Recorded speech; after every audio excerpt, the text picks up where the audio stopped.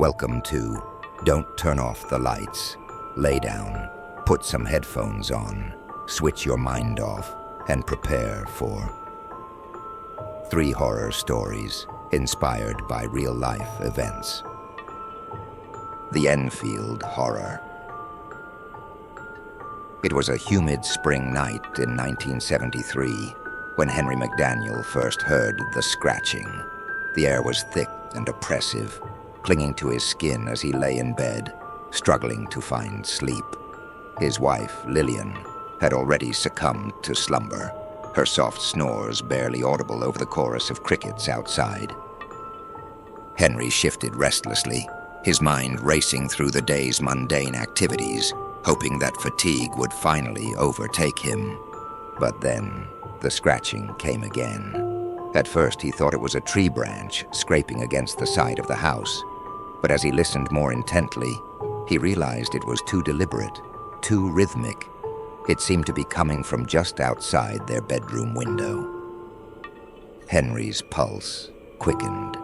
He slipped out of bed, careful not to wake Lillian, and tiptoed to the window.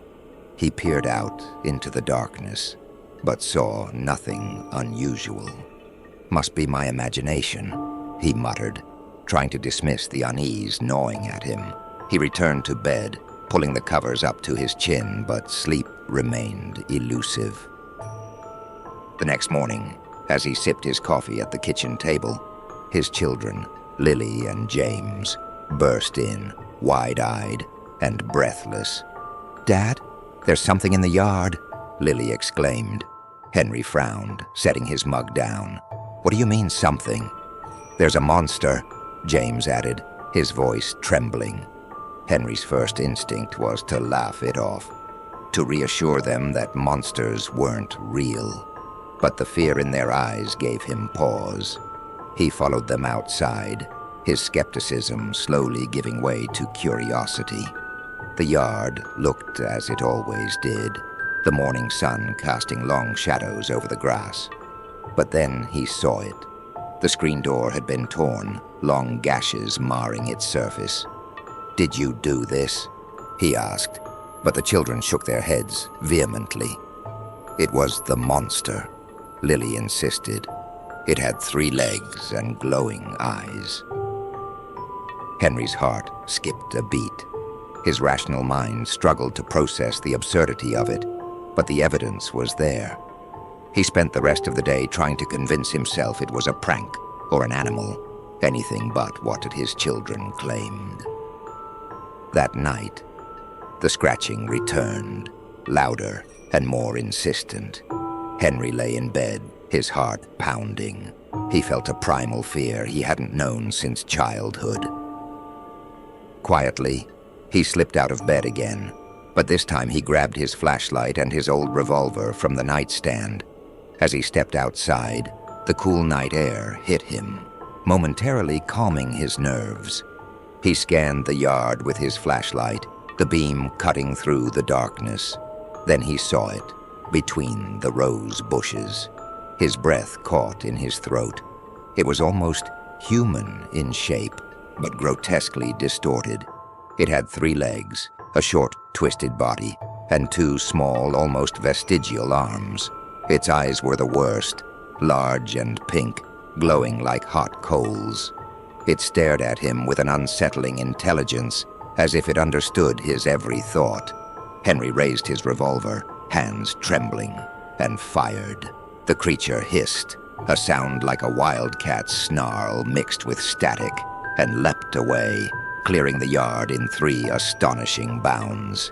Henry stood there, paralyzed, his mind reeling. The police arrived within minutes, summoned by Lillian's panicked call. They found the scratches on the door and strange, 6-toed footprints in the dirt, but they were skeptical of Henry's story. As the weeks passed, Henry became obsessed. He patrolled the yard every night, hoping for another glimpse, another chance to prove he wasn't losing his mind. Then, one night, it happened again. Henry was in the yard, the moon casting an eerie glow over the landscape when he saw it. The same creature, watching him from the edge of the woods.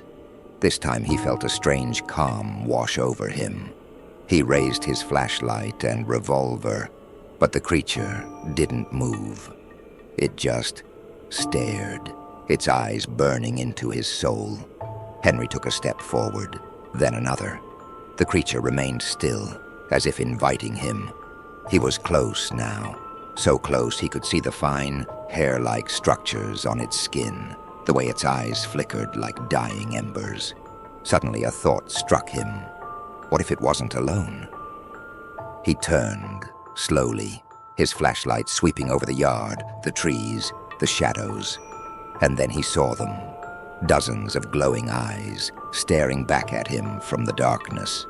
His breath caught, and he realized with a sickening dread that they had been watching him all along. He fired wildly, the night erupting in flashes of light and sound, but it was futile. The creatures didn't move, didn't react. They just watched, their eyes unblinking, their forms blending seamlessly into the night. Henry's mind snapped.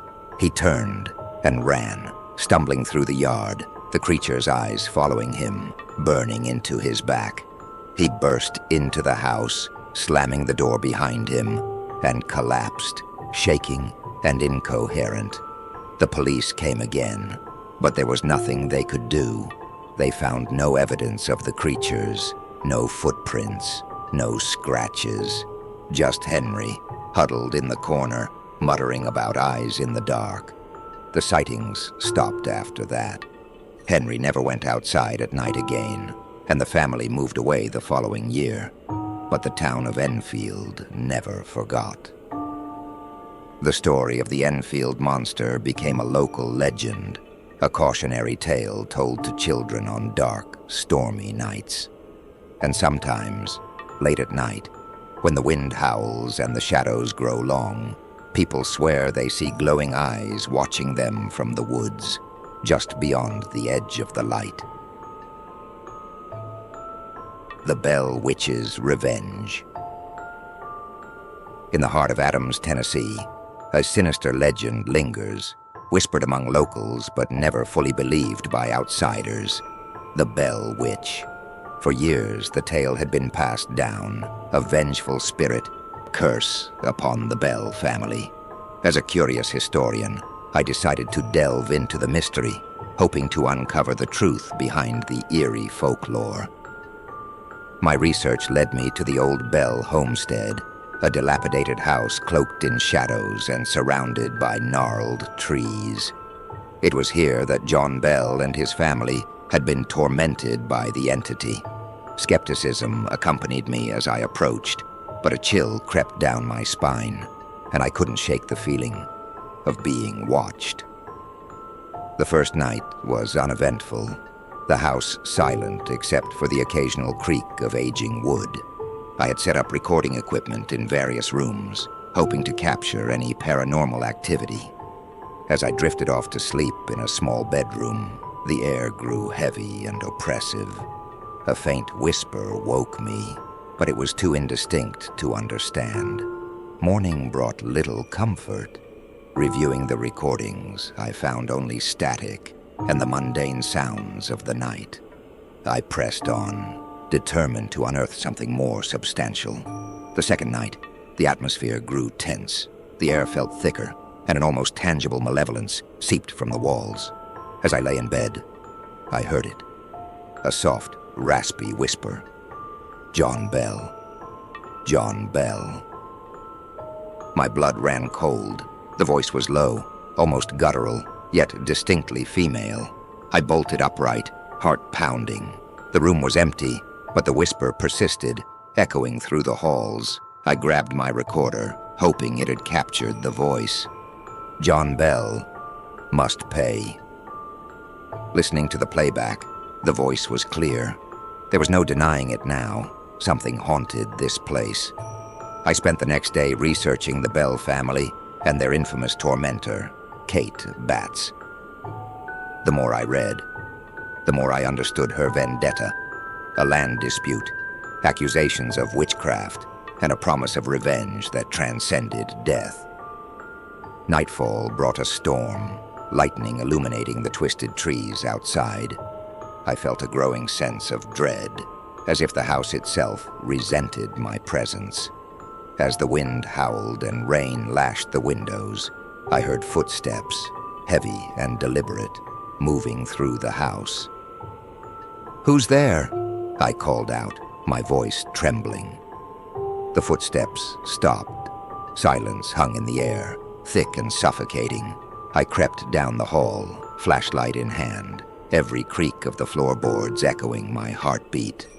The light flickered as I reached the living room, and there, in the corner, stood a shadowy figure. It was a woman, her form barely visible in the dim light. Her eyes glowed with an unnatural, malevolent intensity. She opened her mouth, but instead of a voice, a low growl emanated, reverberating through my bones. "Leave this place," she hissed, her voice now clear and venomous. "John Bell's debt is not yet paid." I stumbled back, nearly dropping the flashlight. The figure advanced, her eyes never leaving mine. Panic surged through me as I turned and ran, the oppressive presence chasing me through the house. I locked myself in a bedroom, my heart racing. The growl turned into a cackle, echoing through the walls. "You cannot escape," she taunted. "His bloodline must pay." Morning found me exhausted and shaken. I packed my things, determined to leave this cursed place. As I drove away, the sky darkened, and the car's engine sputtered. I pulled over, dread pooling in my stomach. In the rearview mirror, I saw her, Kate Batts, her eyes burning with hatred. She stood in the middle of the road, lips moving soundlessly. My mind raced. What did she mean by John Bell's bloodline? My research had uncovered no surviving descendants. Desperation led me back to the archives, where I found a forgotten family tree. My heart nearly stopped when I saw it. My great-grandmother, a Bell by birth, had married into another family. The bloodline continued. My bloodline. The realization hit me like a cold wave. Kate Batts' curse wasn't just on the Bell family. It was on their descendants. I was part of her revenge, her vendetta against John Bell. The witch's malevolent spirit wasn't bound to the old homestead. It was bound to the bloodline. Terror gripped me as I realized I couldn't escape her. The haunting wouldn't stop with me. It would continue with my family. I had unwittingly walked into a centuries-old curse, one that now threatened my very existence. As I sit here, writing this account, the whispering begins again. She's here, watching, waiting. Her vengeance knows no end. If you are reading this, heed my warning. The Bell Witch's curse is real, and her wrath is unending. Pray you are not of John Bell's blood, or you too may find yourself ensnared in her web of torment, with no escape from her eternal rage. Midnight Shadows in Provo Canyon. It was near Halloween when Emily and her new boyfriend, Mark, decided to venture into Provo Canyon for a midnight hike. Emily was hesitant. She preferred the warmth of a cozy cafe over the biting chill of a mountain night. But Mark insisted, promising a view of the stars unlike any she had ever seen. The drive up the canyon was filled with the sounds of their laughter and the rustling of leaves blown by the wind. The moonless night enveloped them in darkness. The sky, a canvas of glittering stars. Mark parked the car at the trailhead, and they stepped out into the cool, crisp air. The only light came from their flashlights, casting long, dancing shadows on the path ahead. As they walked, an eerie silence settled around them. The usual nocturnal sounds of the forest were absent, replaced by a heavy, almost palpable stillness. Emily shivered, pulling her jacket tighter around her. "Are you sure this is a good idea?" she asked, her voice barely more than a whisper. Mark squeezed her hand reassuringly. "Trust me, it's going to be amazing." They continued, the path narrowing as they entered a dense cluster of trees. The light from their flashlights seemed to be swallowed by the darkness, and the air grew colder. Both of them felt an inexplicable sense of dread, but neither wanted to admit it and ruin the night. Suddenly, Mark stopped. Emily bumped into him, nearly losing her balance. "What is it?" she asked, her voice tinged with annoyance and fear. "I don't know," Mark replied, his eyes scanning the shadows. "I just have a bad feeling." They stood there, listening to the oppressive silence. Then, as if on cue, a faint sound reached their ears, something soft and rhythmic, like footsteps. Emily's heart began to race. "Let's keep moving," Mark said, trying to sound confident, failing to hide the tremor in his voice. As they took a few more steps, Mark's foot struck something soft. He shined his flashlight down, revealing a mound in the middle of the trail. It was too dark to see clearly, but the outline was unmistakable. It was a body. Panic surged through them. Without a word, they turned and ran back the way they had come, their breaths coming in ragged gasps, the feeling of being watched pressing heavily on their minds. The journey back to the car felt interminable, but they finally reached it, slamming the doors shut and speeding away from the canyon. Years passed, and the memory of that night faded into a shadowy corner of their minds. They got married, built a life together, and rarely spoke of the midnight hike that had ended so abruptly. One evening, they were watching a documentary about serial killers. Emily had always had a morbid curiosity about such things, and Mark indulged her interests. As the program delved into the heinous acts of Ted Bundy, Emily felt a familiar unease creeping over her. The documentary detailed Bundy's methods, his charming demeanor that masked a monstrous intent. Then came an interview segment with Bundy himself, recorded before his execution. He spoke about the night he felt closest to being caught, describing a remote trail in Provo Canyon, where he had just killed a victim.